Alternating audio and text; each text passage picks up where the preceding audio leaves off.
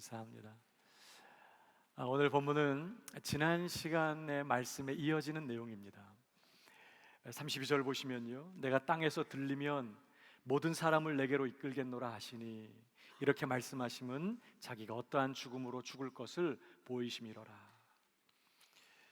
땅에서 들린다는 것은 예수님께서 십자가에 매어 달리는 것을 말하는 것이죠. 지금 예수님은 자신의 십자가 죽으심에 대해서 말씀하고 계십니다. 그러자 사람들의 반응이 뭐죠? 34절, 이에 무리가 대답하되 우리는 율법에서 그리스도가 영원히 계신다함을 들었거늘 너는 어찌하여 인자가 들려야 하리라 하느냐? 이 인자는 누구냐? 아니, 그리스도가 어떻게 십자가에 매달려 죽을 수 있느냐는 거예요. 저주받고 하나님의 끔찍한 형벌을 당하고 죽은 그리스도가 어떻게 하나님의 백성들을 구원하는 그리스도가 될 수 있겠냐는 거예요. 그러면서 도대체 자신을 인자라고 말하는 너는 대체 누구냐라고 예수님께 반문합니다. 그러자 우리 예수님 대답하십니다. 35절, 예수께서 이르시되 아직 잠시 동안 빛이 너희 중에 있으니 빛이 있을 동안에 다녀 어둠에 붙잡히지 않게 하라. 어둠에 다니는 자는 그 가는 곳을 알지 못하느니라. 우선 예수님께서는 이 말씀을 통해서 자신이 세상의 빛이 되시는 그리스도이신 것을 다시 한번 증거하고 계십니다. 그러면서 오늘 말씀처럼 아직 잠시 빛이 너희 중에 있으니 빛이 있을 동안에 다녀 어둠에 붙잡히지 않게 하라. 한마디로 무슨 말씀이에요? 빛이 있을 동안에 빛 가운데 행하라, 이런 말씀인 것이죠. 여러분, 예수님은 빛이십니다. 빛이신데 어떤 빛이죠? 예수님은 어떤 빛이세요? 그저 단순히 어둠을 밝히는 정도의 빛이 아니에요. 요한복음 1장 4절에 보니까 우리 예수님은 어떤 빛이에요? 생명을 주는 빛이, 세상에 생명을 주시는 빛, 예수님이십니다. 그러니까 오늘 이 요한복음 1장과 오늘 본문 35절의 말씀을 비추어 볼 때 예수님께서 이 세상에 오신 목적을 크게 두 가지로 정리할 수 있겠습니다. 첫 번째는 자신을 믿는 자들에게 생명을 주시는 것이고요, 더 나아가 두 번째로 그렇게 생명을 얻은 자들이 계속해서 빛 되신 예수 그리스도 안에 거하며 그 빛 되신 예수님과 동행하는 자가 되게 하기 위하여 예수님은 이 땅에 빛으로 오셨다는 것을 우리가 배우게 됩니다. 그래서 우리 예수님께서 12제자를 부르실 때도요, 나를 따르라고 말씀하셨어요. 나를 따르라, 무슨 뜻이에요? 예수님을 믿으라는 말씀이 있고, 더 나아가서 이 따르는 것은 뭐죠? 믿을 뿐만 아니라 예수님과 함께 동거하며 예수님과 함께 동행하는 것을 전제로 하는 말씀이에요. 예수님은 제자들과 함께 사시기 위하여, 자신의 삶을 그들과 함께 나누시기 위하여 제자들을 부르고 계시는 거예요. 심지어 예수님은 이제 마지막 승천하시면서 제자들을 세상에 파송하실 때에도, 사도로 파송하실 때에도 뭐라고 말씀하십니까? 너희는 가서 모든 족속으로 제자를 삼으라고 하시면서 볼지어다 세상 끝날까지 내가 너희와 항상 함께 있으리라. 제자들 따로 예수님 따로가 아닌 것입니다. 예수님은 제자들과 함께 거하시기 위하여 제자들을 부르셨고 세상 끝날까지 그들과 함께 계시겠다고 말씀하세요. 그것이 예수님이 제자들을 부르신 목적이에요. 이에 12를 세우셨으니 이는 자기와 함께 있게 하시며 그랬어요. 그러니까 예수를 믿는 신자의 삶, 어떤 삶이죠? 빛 되신 예수 그리스도를 믿어서 생명을 얻을 뿐만 아니라 그 빛 되신 예수 그리스도 안에 계속해서 거하면서 그 영광의 빛 되신 예수 그리스도와 함께 동거하며 그 주님과 함께 동행하는 삶, 이것이 바로 신자의 삶이라는 거예요. 그저 형식적으로 교회를 왔다 갔다 하고 그저 종교 생활을 하는 것이 아니라 바로 이 빛 되신 예수님과 함께 사는 삶, 이 빛 되신 예수님을 내 삶의 중심에 모시고 그와 함께 동거하며 그와 함께 동행하는 삶, 이것이 신앙생활의 핵심이라는 거예요. 이게 빠져버리면 그저 종교 행사에 참석하는 것이고 종교 생활에 불과한 것이죠, 신앙생활 자체. 저는 여러분이 날마다 빛 되신 예수님 안에 거하면서 그 예수님과 동거하며 그 예수님과 동행하는 그런 성도들 되시기를 주님의 이름으로 축복합니다. 그러기 위해서 우리에게 필요한 게 있다는 걸 오늘 본문이 가르쳐줘요. 우리가 온전하게 주님과 동행하는 그런 삶을 살기 위해서 적어도 세 가지가 우리에게 필요하다는 것을 이 본문을 통해 배우게 됩니다. 첫 번째로 주 예수님께 붙잡힌 인생이 되어야 한다는 것입니다. 우리가 온전히 주님과 동행하기를 원한다면 주님께 완전히 붙잡힌 그런 인생 되어야 한다는 거예요. 오늘 35절을 다시 보십시오. 예수께서 이르시되 아직 잠시 동안 빛이 너희 중에 있으니 빛이 있을 동안에 다녀 어둠에 붙잡히지 않게 하라. 어둠에 다니는 자는 그 가는 곳을 알지 못하느니라 그랬습니다. 여기 어둠, 한마디로 어둠의 세력, 좀 더 구체적으로 표현하면 뭐예요? 마귀의 세력을 말하는 것이죠. 이 어둠의 세력은요, 우리를 사로잡아서 우리를 그 어둠 가운데 행하게 하기 위하여 지금도 애를 쓰고 있어요. 이 어둠의 세력은 우리가 원하지 않아도 끊임없이 기회를 엿보며 우리를 사로잡아서 우리로 하여금 어둠 가운데 행하게 하기 위하여 역사하고 있어요. 여러분, 이 어둠의 세력이 우리를 어떻게 사로잡을까요? 그저 단순히 우리가 귀신 들려서 미쳐 돌아다닌다 그런 말이 아니에요. 여러분, 어둠의 세력은 우리를 어떻게 사로잡으려고 할까요? 우리의 마음과 생각을 빼앗고 우리의 마음을 장악하려고 하는 거예요. 그래서 우리가 보고 듣는 것을 통해서 우리가 육신적이고 세상적인 것에 마음을 다 빼앗겨서 빛 대신 예수 그리스도와 동행하면서 그 주님의 은혜와 진리 가운데 행하는 것이 아니라 어떻게 해요? 그저 육신의 정욕, 안목의 정욕, 이생의 자랑을 쫓아 행하면서 그저 육체와 마음에 원하는 것을 따라 행하는, 세상을 쫓아가는 그런 인생 되게 하기 위하여 이 어둠의 세력은 끊임없이 우리를 사로잡으려고 역사한다는 거예요. 여러분, 그래서 예수님께서 제자들에게 뭐라고 경고하십니까? 누가복음 21장 34절을 보십시오. 너희는 스스로 조심하라.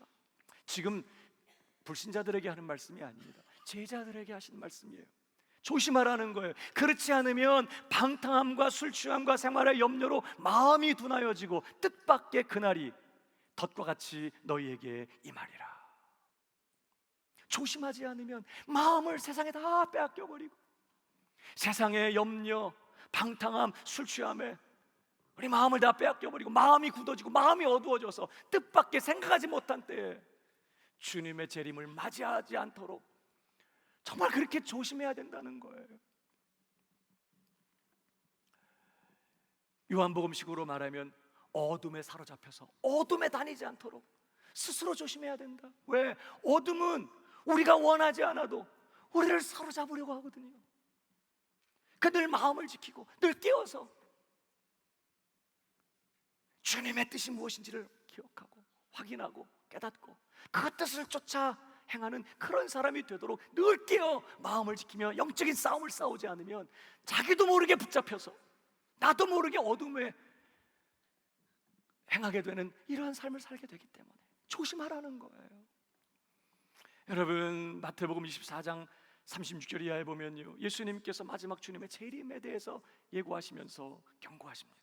그러나 그날과 그때는 아무도 모르나니 하늘의 천사들도 아들도 모르고 오직 아버지만 아시느니라. 그러니까 깨어 있어야 된다는 거죠. 준비해야 된다는 것입니다. 그러면서 노아의 때와 같이 인자의 임함도 그러하리라. 여러분, 노아의 때 사람들이 삽시간에 덮친 그 심판의 홍수에 다 멸망을 당하고 말았어요. 여러분, 근데 그때 사람들이 어떤 상태에 있었죠? 어떤 삶을 살았어요? 도대체 하나님은 무엇 때문에 그들의 마음의 생각이 항상 악할 뿐임을 보시고 단식하시며 후회하시면서 엄청난 홍수 심판으로 그들을 쓸어버릴 수밖에 없었죠. 여러분, 노아 홍수 시대에 도대체 노아 당시에 무슨 일이 있었어요? 뭐 극악무도한 무슨 살인사건, 무슨 폭력, 무슨 동성연애, 무슨 사악한 죄악들이 막 넘쳐났을까요? 사실은 그렇지 않습니다. 이런 본문 계속 보실까요? 38절, 홍수 전에 노아가 방주에 들어가던 날까지 사람들이 뭐 했어요? 먹고 마시고 그 다음에 장가들고 시집가고 있었다는 거예요. 그러면서 홍수가 나서 그들을 다 멸하기까지 깨닫지 못했다. 그러면서 인자의 임함도 이와 같을 것이다. 그러니까 깨어있으라는 거예요. 여러분, 이게 무슨 말씀입니까? 여러분, 노아 시대의 사람들 아무 일도 일어나지 않았습니다. 그들은 여전히 먹고 마시며 장가들고 시집가고 있었어요. 결혼하여 아이 낳고 아이 키우고 돈 벌고 번 돈으로 또 먹고 마시고 그렇게 일상의 삶을 이어가고 있었다고요. 문제는 뭐죠? 그런 일에 마음을 다 빼앗겨버린 것입니다. 그 자체가 죄라는 뜻이 아니라 그런 일에 마음을 다 빼앗겨서 누구 한 사람 하나님의 뜻에 관심이 없어. 하나님의 뜻, 하나님의 마음, 하나님의 영광, 하나님이 기뻐하시는 일이 무엇인지 생각하고 돌아보는 사람이 없었다는 거예요. 그저 다 한 가지로 치우쳐서 그저 먹고 마시고 시집가고 장가가고 아이 낳고 키우고 재산 늘리고 돈 벌고 더 맛있는 거 먹고 더 풍요롭게 사는 일에 그저 마음 다 빼앗기고 살았다는 거예요. 이것이 그렇게 하나님 앞에 악한 일이었고 무서운 홍수 심판으로 다 쓸어버릴 수밖에 없는 사악한 죄악이었다는 거예요. 그러니 너희도 정신 차리고 있으라는 거예요.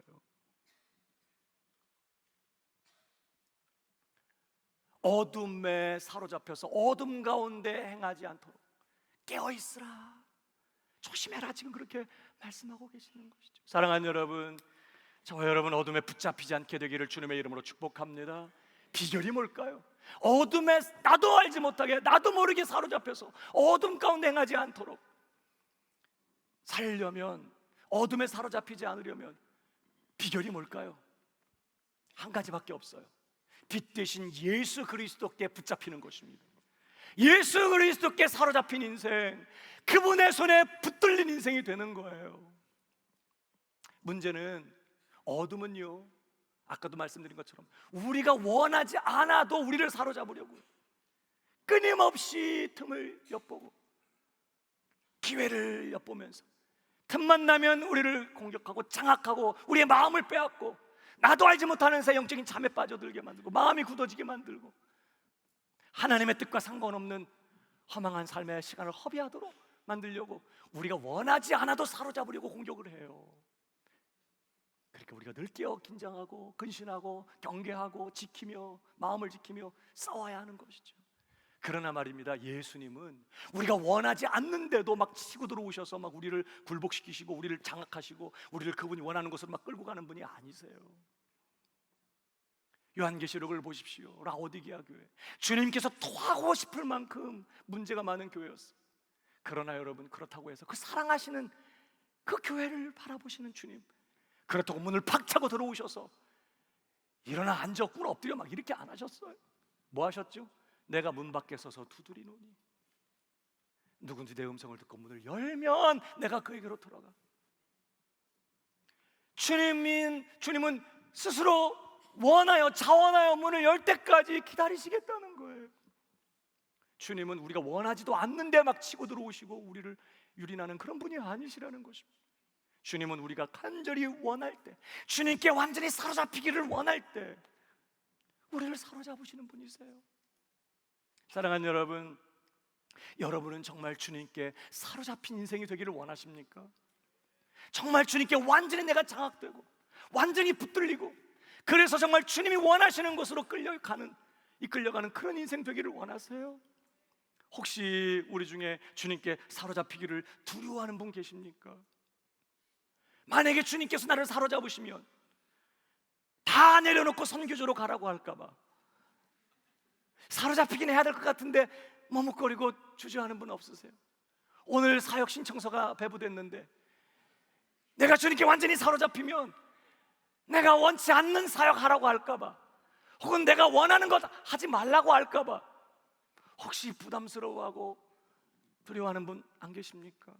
그래서 주님께 정말 사로잡히기를 어떤 대가를 지불하도 하고라도 내가 그렇게 주님께 완전히 붙잡힌 인생 되기를 소원하지 못하고 머뭇거리는 그런 분 없으세요? 속는 것입니다. 여러분, 인생의 중간지대는 없어요. 우리가 주 예수님께 붙잡히지 않으면 반드시 어둠에 붙잡히게 되어 있거든요. 인생은 두 가지 중에 하나뿐이에요. 주님께 붙들렸느냐, 어둠에 붙잡혔느냐, 둘 중에 하나뿐이에요. 사랑하는 여러분, 주님께 사로잡힌 인생 되기를 주님의 이름으로 축복합니다. 비결이 뭐죠? 어떻게 하면 우리 주님께서 우리를 사로잡으실 수 있어요? 다윗이 이런 고백을 합니다. 시편 63편 8절 다 같이 읽어볼까요? 시작. 주를 가까이 따르니 주의 오른손이 나를 붙드시거니와. 다윗의 간증입니다. 그가 연약하고 우리와 같이 실수가 많은 인생이었지만 그가 어디를 가든지 하나님께서 이기게 하시면서 승승장구하는 인생, 하나님의 비전을 이루며 자기 시대 하나님의 소원을 이루어드렸던, 하나님의 부르심을 이루어드렸던 승리한 인생을 살 수 있었던 그 비결이 뭐냐? 주께서 오른손으로 자기를 붙잡아 주셨다는 거예요. 다윗은 한마디로 하나님의 오른손에 붙잡힌 인생이었어요. 근데 말입니다, 하나님께서 그의 오른손으로, 그 권능의 오른손, 그 구원의 오른손, 그 큰 능력의 오른손으로 다윗을 붙들어 주신 그 이유가 뭐였어요? 내 영혼이 주를 가까이 따르니에요. 여기 가까이 따른다는 원문의 단어는요, 따바크, 완전히 들러붙었다는 뜻입니다. 그래서 적당히 가까운 게 아니에요, 완전히 밀착된 것입니다. 완전히 들러붙은 거예요. 나는 주님이 필요합니다. 나는 주님을 원합니다. 주님 없이 난 아무것도 아닙니다. 주님 없이는 아무것도 할 수 없습니다. 난 주님을 원합니다. 그러면서 주님께 완전히 들러붙은 것입니다. 다바크예요. 어디를 가든지 주님을 요청하고 주님의 함께하심을 구하고 주님의 은혜와 도우심을 구하면서 주님께 맹렬하게 들러붙은 것이에요. 그렇게 주님을 가까이 따를 때, 다바크할 때 하나님께서는 야, 귀찮아, 너 좀 떨어져라야 이렇게 밀쳐내신 것이 아니라 뭐 하셨다고요? 그분의 오른손으로 다윗을 힘있게 붙잡아 주셨어요. 그는 승리하는 인생을 살 수 있었던 것이죠. 이 말씀을 바울은 좀 다른 표현으로 썼어요. 여러분 빌립보서 2장 13절을 보십시오. 내가 이미 얻었다함도 아니요 온전히 이루었다함도 아니라 오직 내가 그리스도 예수께 잡힌받은 그것을 잡으려고 달려가노라. 내가 얻었다함도 아니요 온전히 이루었다함도 아니라, 무슨 말이에요? 난 아직도 목마르다는 거예요. 난 아직도 부족하다는 거예요. 난 아직도 갈망하고 있다는 것입니다. 난 아직도 더 충만해지기를 원한다는 거예요. 더 원한다는 것입니다. 뭐를? 오직 내가 그리스도 예수께 잡힌받은 그것, 그래서 그것을 잡으려고 달려간다. 바울은 주 예수님께 더 사로잡히기를 원했어요. 주님께 더 붙잡히기를 원했어요. 주 예수님으로 더 충만해지고 더 깊이 주님과 교제하게 되고 더 온전히 주님을 따라가고 더 철저하게 주님을 본받는 그런 사람이 되기를 소원했어요. 그래서 주님을 향해서 어떻게 해요? 달려갔다는 거예요.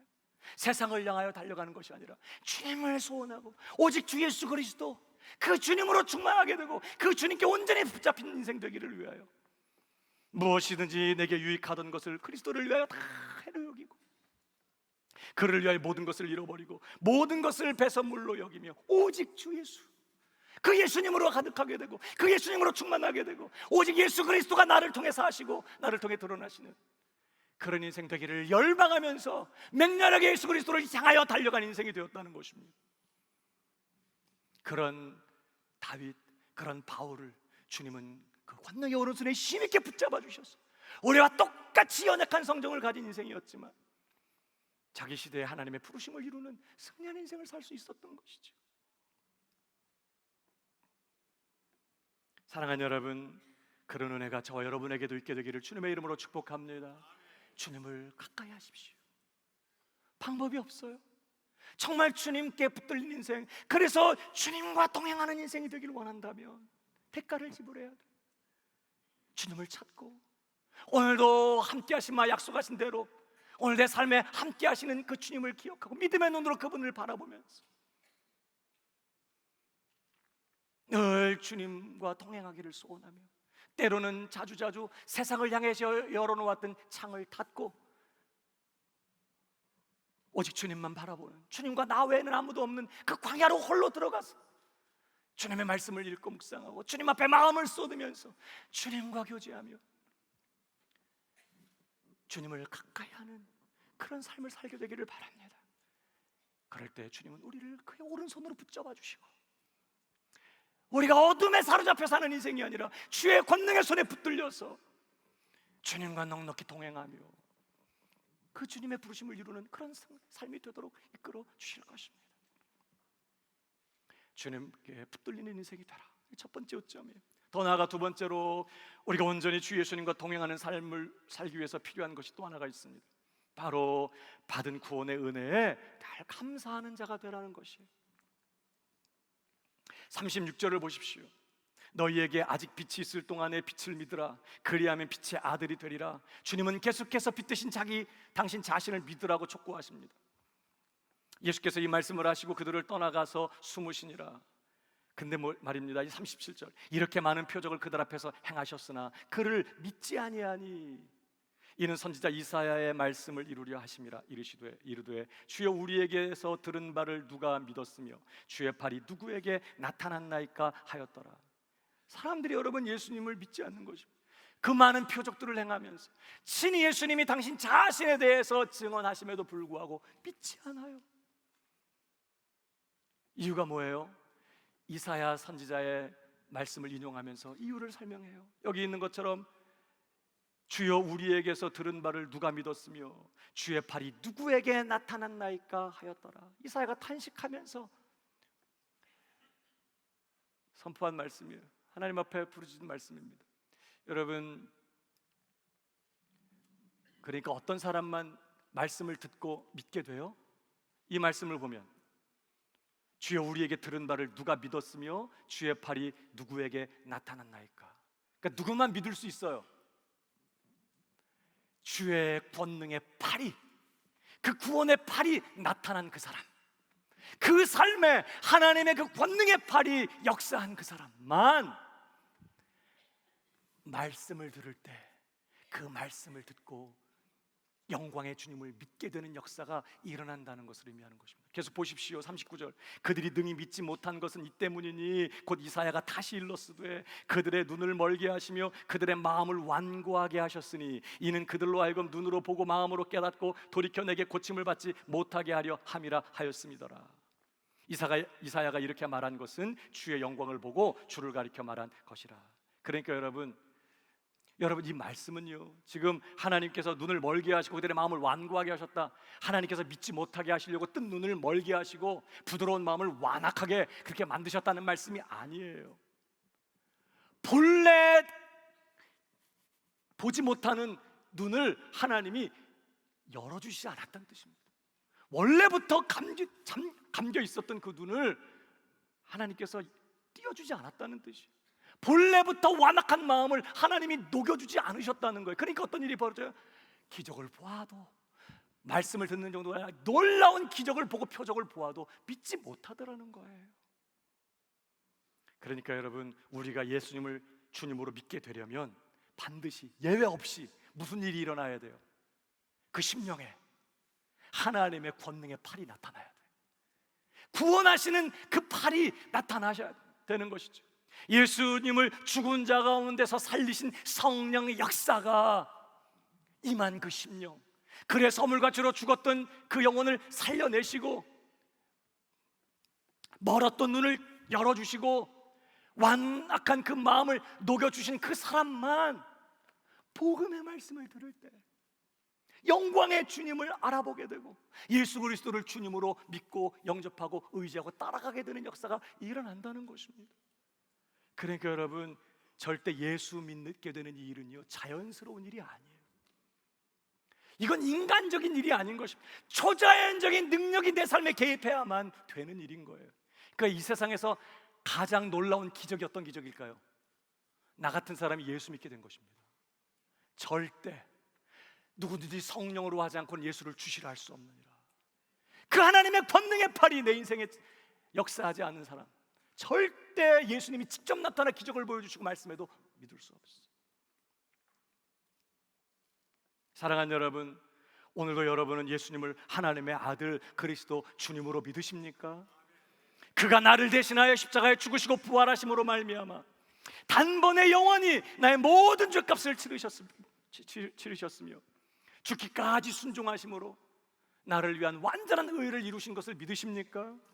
그래서 나는 오늘도 오직 그 예수 그리스도 외에는 내게 아무런 소망이 없는 줄 알고 그 예수님을 나의 주님으로 모시고 그 주님 대신 예수님께 내 삶을 완전히 내어드리고 그 주님을 전적으로 믿고 의지하며 따라가고 계신가요? 이 세 번째 왜 또 아멘이 적은 거예요?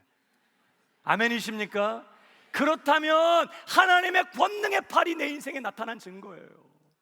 하나님의 말할 수 없는 큰 은혜가 내 인생에 임했기 때문에 내가 오늘 예수님을 믿게 된 것입니다. 주님께서 영원히 정죄받고 지옥에 가야 마땅한 나를 사랑하시며 그 영원한 저주와 지옥의 형벌에서 구원하시기 위하여 내 인생에 찾아오셔서 허물과 죄로 죽었던 나를 다시 살려내시며 눈 멀고 귀머거리 된 내 영혼을 고치셨기 때문에, 그 권능으로 내 삶에 그 놀라운 역사를 이루셨기 때문에 오늘 내가 복음을 들을 때 예수님을 나의 주님, 나의 하나님으로 알아보게 되고 그분을 나의 주님으로 모셔드리게 되고 그분께 삶을 드리고 주님을 믿고 따라가는 역사가 일어난 것이죠.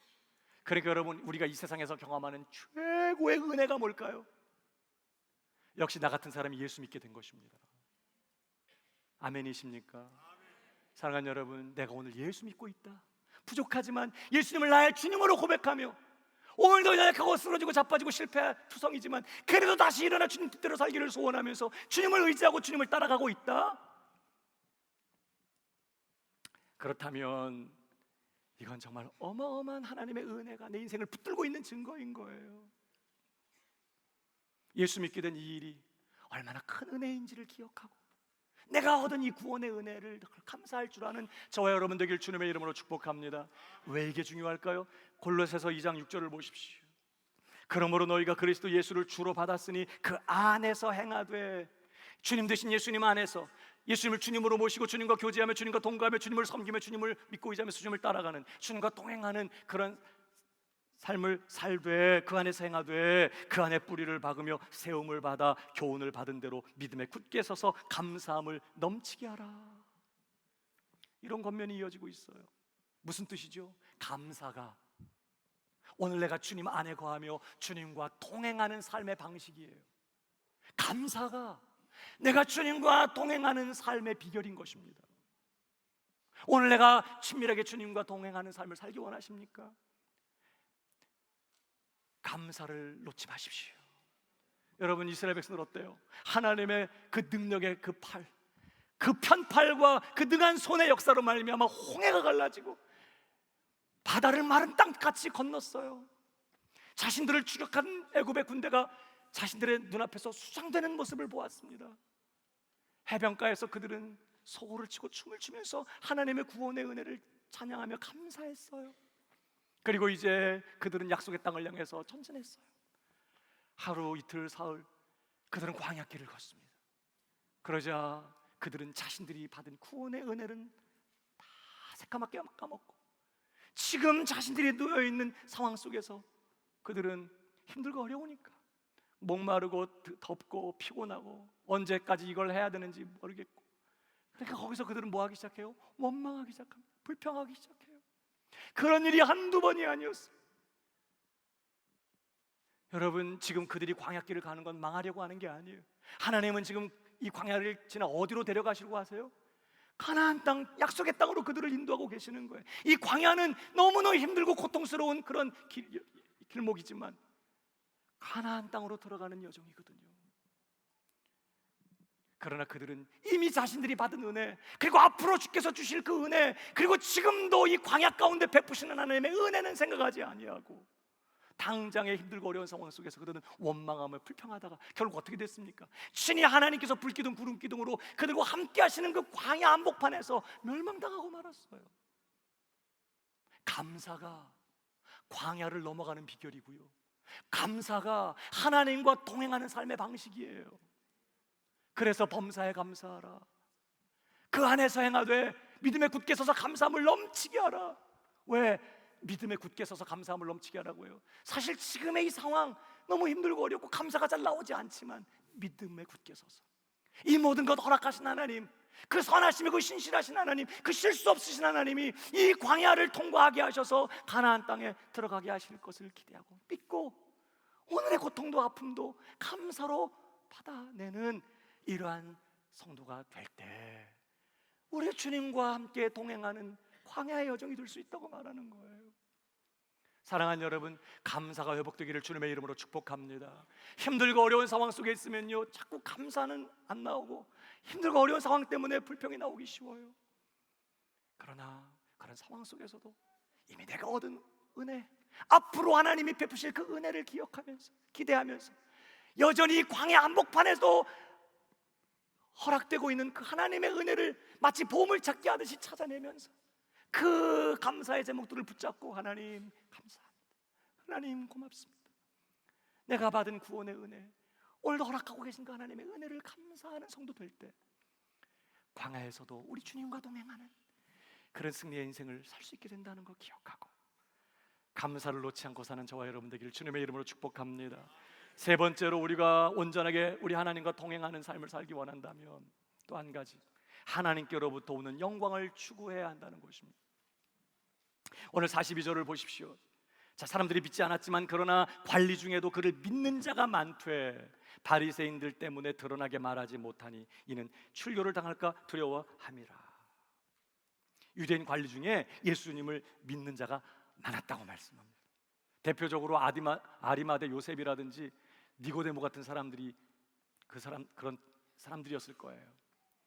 근데 그들은 공개적으로 드러내놓고 자신들이 예수님을 믿는다고 말하지 못했다는 것입니다. 왜요? 뭐 때문에 그래요? 출교당하게 될 것을 두려웠기 때문이에요. 사실 그 당시에 출교를 당하는 것은요, 세상적으로, 사회적으로, 종교적으로 모든 걸 다 잃어버리는 걸 의미했어요. 그날의 모든 명성, 쌓아두었던 모든 것, 공동체에서 완전히 쫓겨나는 거거든요. 모든 걸 다 잃어버리는 것이, 그게 두려웠던 거예요. 그러니까 어떻게 해요? 그들은 드러내놓고 자신들이 예수님을 믿고 있다고 말하지 못했다는 것입니다. 오늘 이들에 대해서 사도 요한은 뭐라고 평가하죠?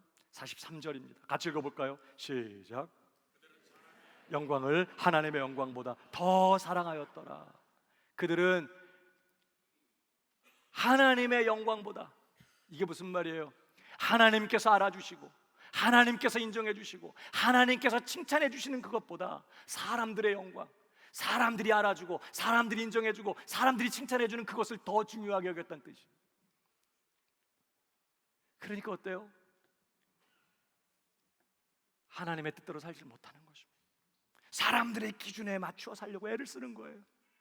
이렇게 하면 사람들이 이렇게 판단할 거고, 이런 취급을 받게 될 거고, 그게 두렵고, 그래서 하나님의 뜻 가운데 행하지 못해 타협하고 적당한 선에서 머물러 있게 되는 것이죠. 우리도 마찬가지라는 것입니다.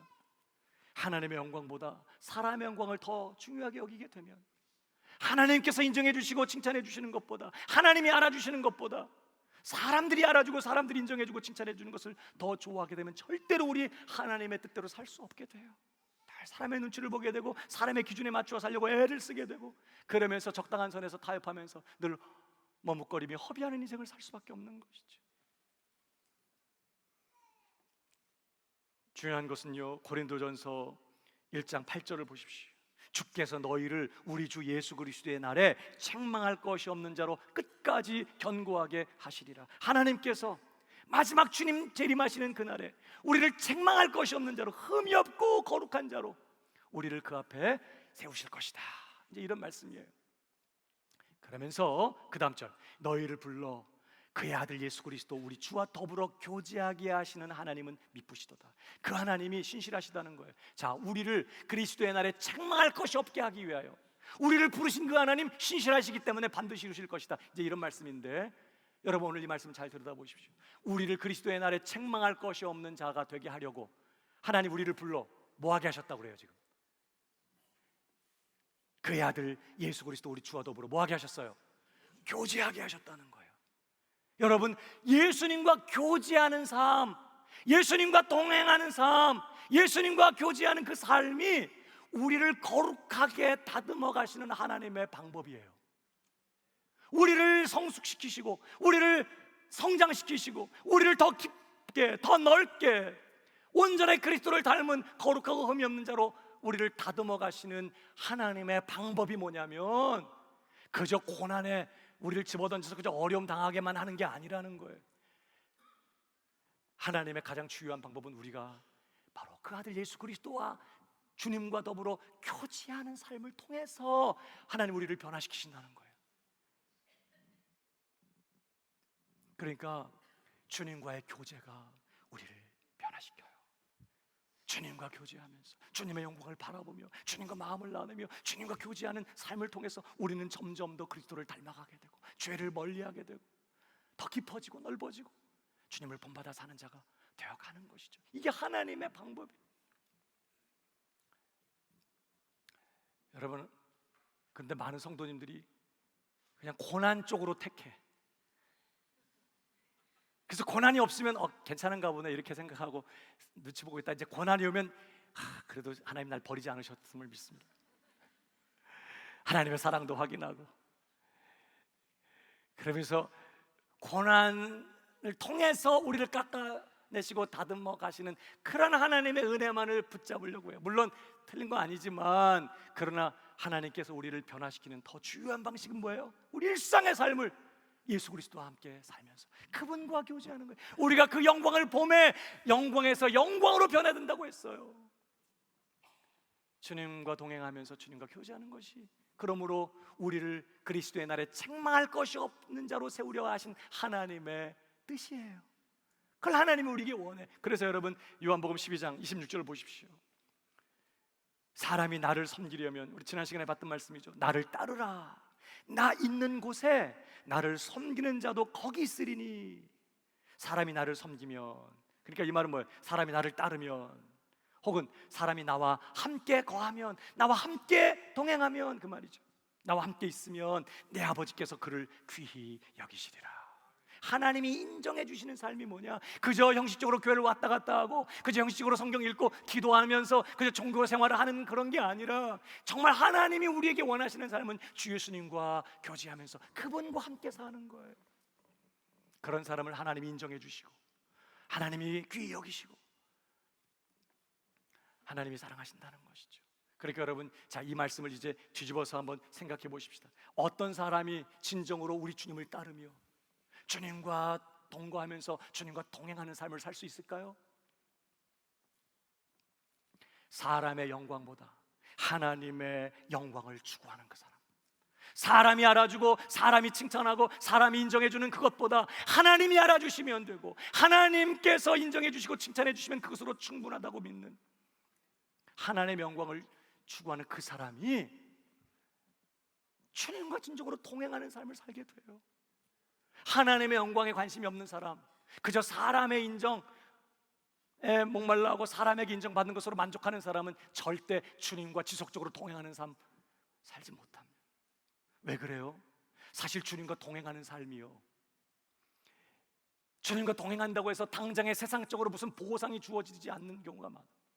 주님과 동행하는 삶이 오히려 주님과 동행하기 때문에 주변 사람들로부터 따돌림을 당하기도 하고 어려움을 당하기도 하고 핍박을 받기도 하고 손해를 보기도 하고, 주님과 동행하는 것 때문에, 내가 주님의 마음을 알고 주님께 순종하며 주님을 따라가는 것 때문에 오해를 받기도 하고 어려움을 당하기도 해요.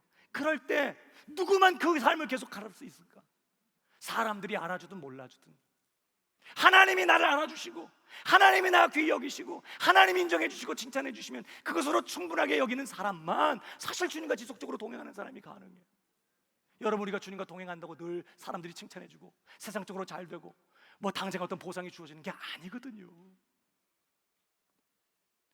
사람의 영광을 하나님의 영광보다 더 소중하게 여기면 오늘 이 본문의 이 사람들처럼 되는 거예요.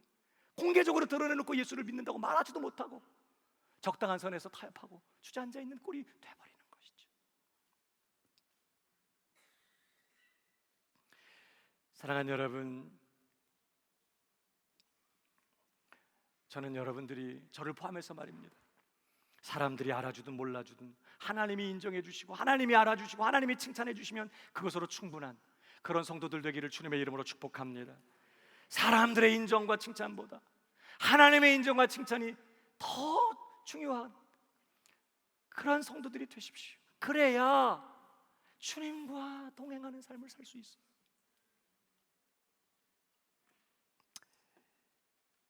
이제 주님의 오심을 축하하는 성탄절이 다가오고 있습니다.